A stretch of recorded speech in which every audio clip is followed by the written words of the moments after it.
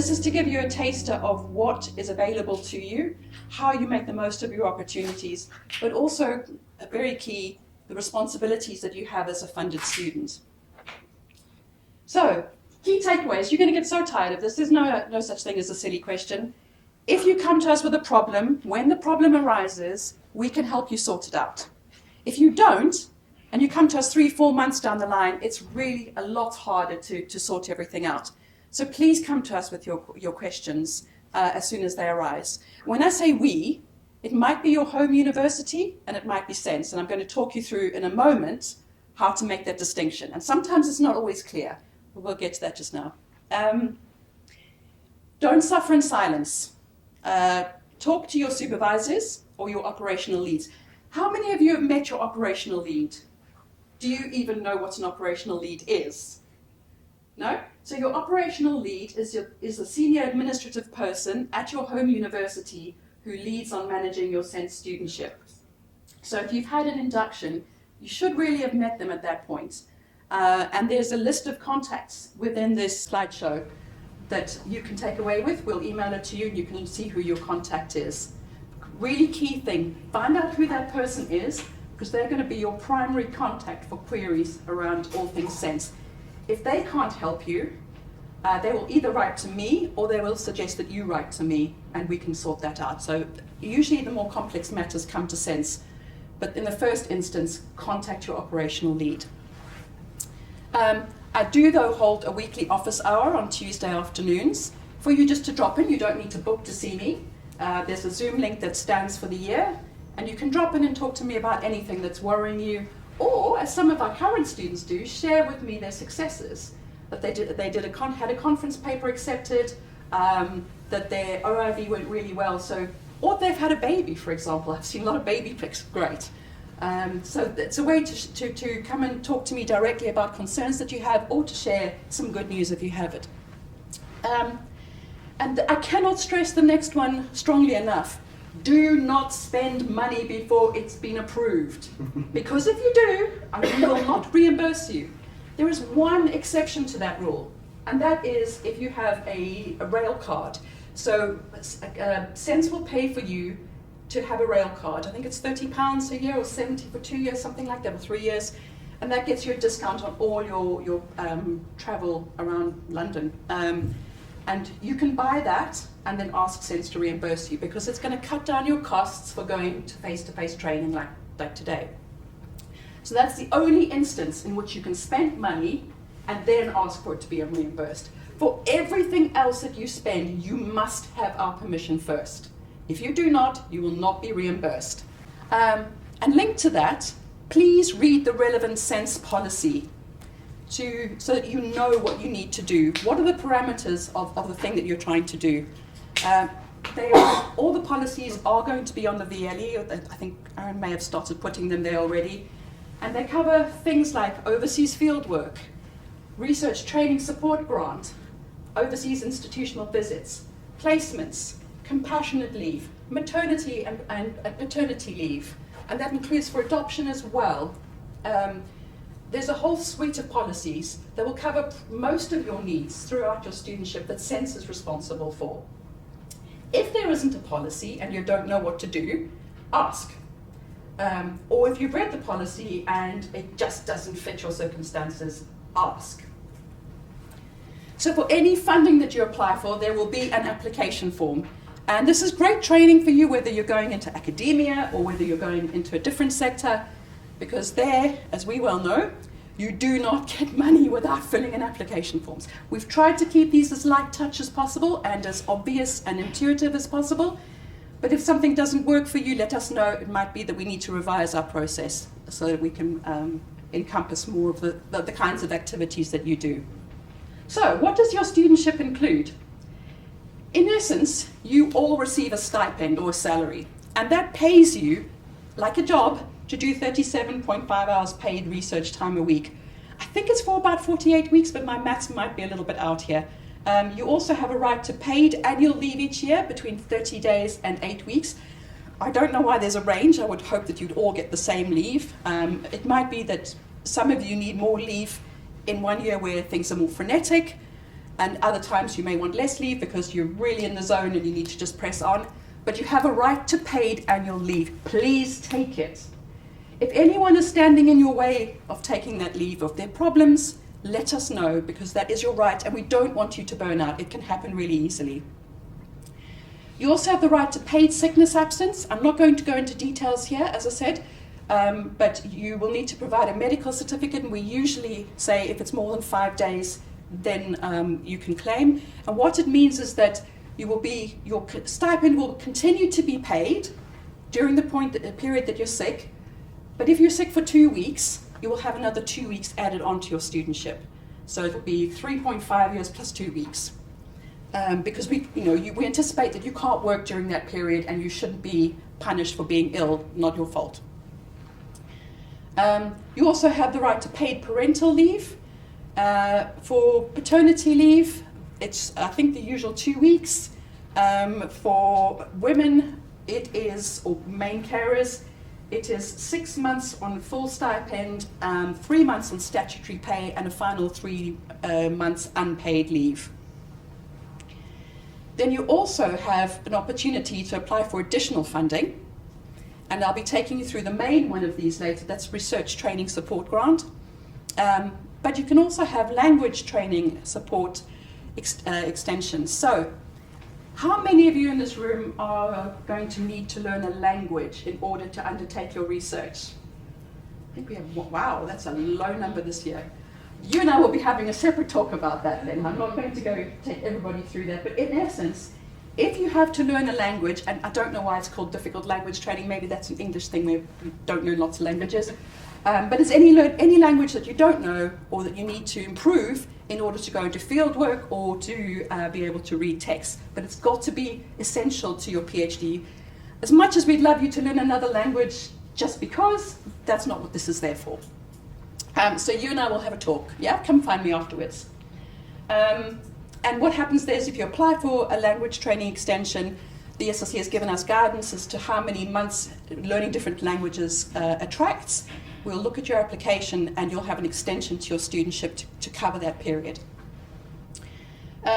We also offer funding for UK and overseas fieldwork. They're treated quite differently. There is a special pot of money for overseas fieldwork. Can I have a show of hands on how many people are doing overseas fieldwork in this cohort? Again, wow, that's a really low number this year. 3, 4. Any takers, any increases on 4? No? So the 4 of you, we will have a specific webinar where I will talk you through exactly what you need to do in order to be able to apply for funding to undertake that field work. Overseas institutional visits, Jenny will be taking you through this a bit later, so that's a competition, and it's usually pretty fierce to be awarded an overseas institutional visit. And then there's additional funding available to do student-led cohort events. As you'll see, the student committee is putting on a writing retreat, and they've been allocated money to do that. But we've also had students say, I've got a really great idea for training, can I please put this on? And if that's successful, then they're given funding to do that. And of course, their placements. So you have up to £1,000 from a specific pot that you can top up to undertake your placement. And you will have to make an application for that, but that's one of the things that's a must, not a nice to have like an OIB. So, you're all wonderful people who are doing incredible things, and you're very privileged to hold these studentships. And with privilege comes responsibility. Our funder, the ESRC, we had to put in a bid to have our doctoral training partnership recognized by the ESRC, and we were awarded a certain number of studentships, which we then increase because your institutions pay match funding. So we pay 75% of your studentship, and your institutions pay the other 25%. But that 75% is actually taxpayers' money. It's given to the ESRC and then given to us, but it's taxpayer money. So it needs to be well used. So there are some rules and some things that you have to do, whether you like it or not. The first thing is comply with all ESRC rules, and that's what your operational lead and what SENSS is here to help you try and get to grips with. And if we don't know the answer, we go to the ESRC and say, please help us, we don't know what we're doing here. You also need to abide by SENSS rules, so that's where the policies come in on the VLE, and your university's rules, because your university is the one that will deal with your progression rules and that kind of thing, and your ethics approval, not SENSS. Your institutions reassure us that you are doing these and doing them to a requisite standard. So, again, hammering this home, you will have a DNA, an annual DNA, which I think is going to be released by this Friday for you to complete. And it's a must. It's not something that you could do if you feel like it. It is absolute requirement that you do it. And you will not be allowed to access any additional funding until you have completed that DNA. And that usually opens in October, and it's open until December, recognizing that you and your supervisor are busy. It might take a bit of time to work through it. And then there's an analysis that's undertaken in January, February to see what are there collective training needs that your institutions aren't meeting that we could meet, or that we can help you to access if you've got something really niche that you need and that your home university is not providing. Read the SENSS policies on the VLE. I think we've covered that. Report on your activities to SENSS for our annual report to our Management and Strategy Board. So you will get a link to a Qualtrics survey where we ask you what you've done that year. It's a very light touch thing, but it helps us report on your activities to our Pro-Vice Chancellors and our academic leads so that they know that we are spending taxpayer money wisely and that we're making the most of your studentships, or supporting you in making the most of your studentships.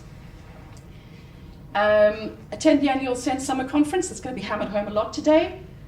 Then, really important, if you sign up for a SENSS event, please attend it. If you sign up and later you find you cannot go, please let us know. That's money that we're spending on those events. And if you can't go, you may be blocking someone else going, because there's often a waiting list for those events. So please let us know. We can reallocate your place to someone else.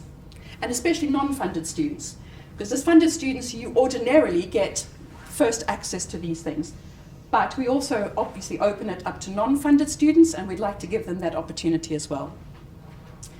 And then when you complete your studentship and you've submitted your PhD, you will be asked to complete a research fish survey, which helps track then what you go on to do in the rest of your career. And that's a mandatory thing that needs to be done as well. Employment. You are entitled to take on employment. And then there's a big however. So we get lots of questions about this. So if you have a full-time studentship, that's equivalent to a full-time job, and you are paid a stipend to deliver your research. You cannot also hold a full-time job, and you cannot hold a permanent part-time job. Now, I'm not always sure what that means, but we try and do it on a case-by-case basis. So if you have employment or want to take on employment, talk to me, talk to your operational lead. Let's figure out how this can work. It might be that we need to tweak some things with that employment so that it is doable. And the reason for this is not to try and stop you from doing something that's important or it's necessary if you need to top up your stipend, but finding a way to deliver it so that you can continue with your PhD research, and it's not going to mean that you're unable to submit within the time that you've got. Part-time students cannot hold a full-time job, but they can hold part-time roles, obviously. If you're a 0.5 or a half-time student, obviously the rest of the time is yours, so you're welcome to take on employment for that other half-time. You're allowed to take on a certain amount of paid teaching or other research work, so as long as you respect the 37.5 hours a week rule. So you can take on extra work. I don't want to put a figure on it because it will differ depending on what the role is that you're doing, if it has any correlation with your research. If it's helping support your research, it might be that you could take on a few more hours. So we do this on a case-by-case basis. So come and talk to us, and we'll look at your individual circumstances. You can suspend your studentship. So suspend, I think your universities probably use different words for this. You will hear intermit, suspend, what's the other one? Interrupt. And what that means is that your studentship stops, and you stop receiving a stipend for a specified period, and then your studentship starts again, and you get your stipend back. And if you've suspended for 6 months, then you have 6 months added on to the end. because in effect you've not used those 6 months at all. So you can suspend your studentship to take on a paid job, but it's got to be linked to your research. It can't be something entirely different. And finally, to note, your stipend is tax-free, but that means that other work that you take on may be taxed. So just bear that in mind. You may need to talk to your home institution if you have any concerns about tax. Please don't ask me, I am not a tax lawyer. I'm a human rights lawyer, we know nothing about tax. So, I talked about the distinction between SENSS and your home university because it's a difficult one. Some things sit squarely with your home university and some things sit squarely with SENSS. So, your home university is responsible for administering your PhD study. So you have registered as a PhD student at your home university, and they're responsible for your upgrades, for marking your work, for making sure that your supervisory team is in place and doing what it needs to do. They're responsible with providing you with library access, a computer. It might not be a dedicated one, you might have a hot desk, but that's the kind of thing that your home university is responsible for. That is not a SENSS issue. However, if there are problems at your home university and you've spoken to your academic lead or your supervisor and you can't resolve things, then that might be something that you need to talk to us about and we take up at higher levels within your institution. We are responsible for administering your studentship, which is different from your PhD studies. So your studentship, so that's we are responsible for paying your fees. You will never be asked to pay fees. And if you are, I want to know about it, because that's not on. You will never be asked to pay fees. And you will have a stipend paid to you, as I think Mark checked that you're already getting yours. So that's our responsibility. We pay your stipend and your fees to your home university, and they distribute your stipend to you. As I said, there's not always a clear divide. So if you're not sure whether something sits with your home university or with SENSS, talk to your operational lead in the first instance. And if they say, look, this is a SENSS thing, then get in touch with us. I've tried to indicate here what opportunities are available to you and who's responsible for what. So you'll see that you have the events and activity here, what you need to do as a student, or doctoral researcher, what your supervisor needs to do, your home university, SENSS, and the ESRC. You'll see the ESRC is quite greyed out there. That's because we're expected to manage your studentship. So we only go to the ESRC if there's a problem that we can't solve and it doesn't fit nicely within any of the ESRC guidance. So this will come around to you. I don't propose to take you through it all now, but I think it's something that's really useful for you to have. Then you know who you need to talk to and what you need to do. And there are a number of things that your university can do, and they just tell us about. For example, if you have sickness absence, you need to make sure that your supervisor knows and your home university knows as soon as possible. Often if you feel sick all of a sudden and you need to go to hospital, the last thing you're going to do is want to talk to your home university or SENSS about it. But as soon as you're feeling well enough again, get in touch with your home university and they can approve your sickness absence and they let SENSS know about that. Parental leave, again, tell your supervisor and your home university, provide your MAC B1 certificate if you're pregnant, and they tell SENSS and you will have your extension added on. We also have a policy for compassionate leave because things happen during a PhD, and again, that's something that would come to SENSS to deal with. But you'll need to go to your university in the first instance. And interruptions, intermissions, and suspensions, that's where you pause your studentship. That sits with your home university in the first instance because it will have rules about that. But we make sure that the university rules and the SENSS rules are in alignment, and if there's a problem with that, then the operational lead will come to us.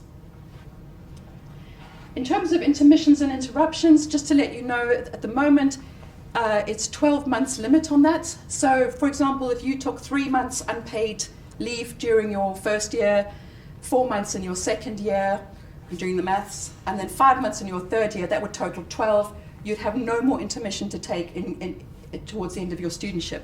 So it's a maximum of 12 months over the length of your award. And that length of the award, as Mark said, would have been set out in your formal offer letter. Right, who to contact? Your SENSS operational lead. Key person, find out who they are. If you have a query, in the first instance, please email Aaron and Rach, the administrator and coordinator, for any general queries. If they can't respond, I'll come in and deal with that. For any funding applications for your DNA and for any training queries, Jenny is your first port of call at SENSS. As I said, I usually do deal with the more complex cases, but I also have a Zoom session every week to help you navigate your way through any of those difficult situations. And there will be difficult situations. I did a PhD, I was 36 or 37, so I was a mature student, first generation, physical disability. During that time I had depression, my marriage broke up. I mean, lots of lovely things happened too, but that's what happens during a PhD. Stuff happens, and if something's happened to you, tell us about it and we can help support you through that. Don't suffer in silence. You know, you're all grown-ups, things will happen. And so that's the reason I'm sharing that is because I don't think there should be a stigma around any of those things, and we do understand. We're not going to treat you like a tick box exercise. You're an individual person to us with an individual journey. We're in the process of putting together what we call a document repository to help you manage your studentship. Box is the platform that Essex uses, and you will get a link to that. And that Box folder will be one that only you, your supervisory team, SENSS and your operational lead will be able to see. None of your fellow students, no one else. And what we're putting in there is your original studentship application, in case that's useful, your formal studentship offer letter, and a copy of each of your DNAs so that you can see that journey, that progression that, across the lifetime of your award. And you will also have put in there all the approved copies of your funding applications, whether they be for RTSG, fieldwork, whatever else. So I'm not planning to go into any detail around language training or fieldwork or anything like that, but what I do want to focus on is your Research Training Support Grant, RTSG. That is an acronym that's well worth remembering, because that's one that I hope every single one of you will use to the full. And these are funds that are intended to help you complete your project successfully, and they're available to all students, including master's students. They're pooled funds, so the ESRC gives us a certain amount of money per year for each student, and we pool it for to support you. So you can't. It's not that you have a personal account with a certain amount and a balance on it that you can just use as you see fit. You have to apply for those funds to SENSS and say why you want them. Some students will need more funding because they do UK-based fieldwork, which is really expensive, or you have to pay participants.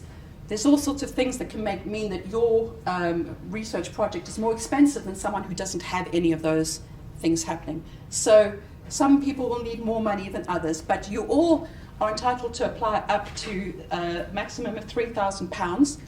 There is a bit more that we're given by the ESRC, but we're wanting to keep that at the moment to support you in your placements, because we know from previous practice, or from the previous DTP, the placements often cost a lot more than £1,000. And so we're wanting to make sure that you have that money and you're not having to take any out of your own pockets. You can apply up to £1,000 per annum and up to, as I said, a maximum of £3,000 across the lifetime of your award. If, for example, you're in your master's year and your master's is frenetic, you're getting all the training you need, you don't need to use your RTSG, that's absolutely fine. If you needed to apply for £2,000 the next year, you can carry that forward and you can make a bigger application. And it covers such things as training events, it covers participant payments, UK-based fieldwork, travel for research purposes and the annual rail card that I mentioned, conference fees. That's a lot of our students use their money to go to conferences, particularly in their final years when they're trying to give papers and build their networks up. But as I said earlier, if you have not completed your DNA for that year, we will not approve your RTSG. So please get onto that DNA as soon as it's sent to you.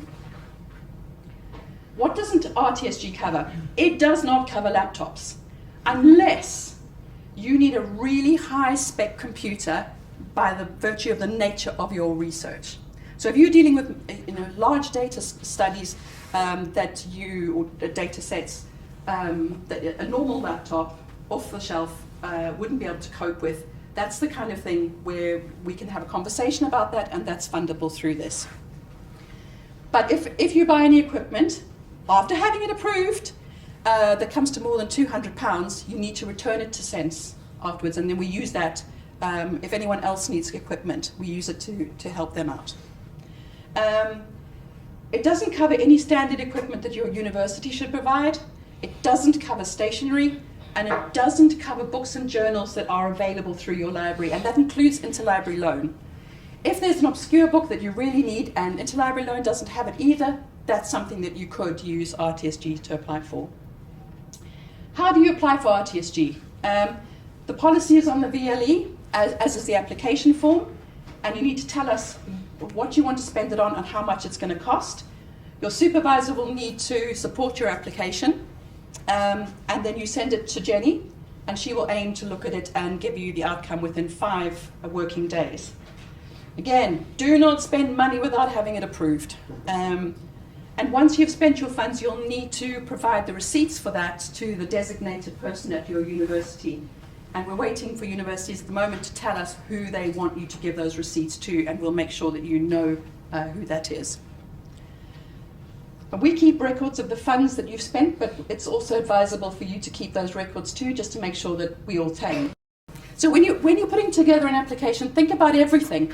How are you going to get if you're going to a conference, how am I going to get from my house to the train station or the airport?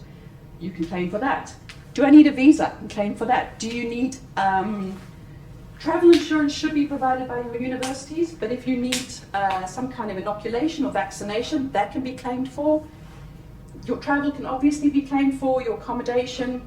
We ask you to use your stipend to pay for food and drink, unless you're going somewhere that's horrifically expensive like New York or Tokyo, in which case we're happy to reimburse you the difference between what you would spend here on food and what you might need to spend there on food.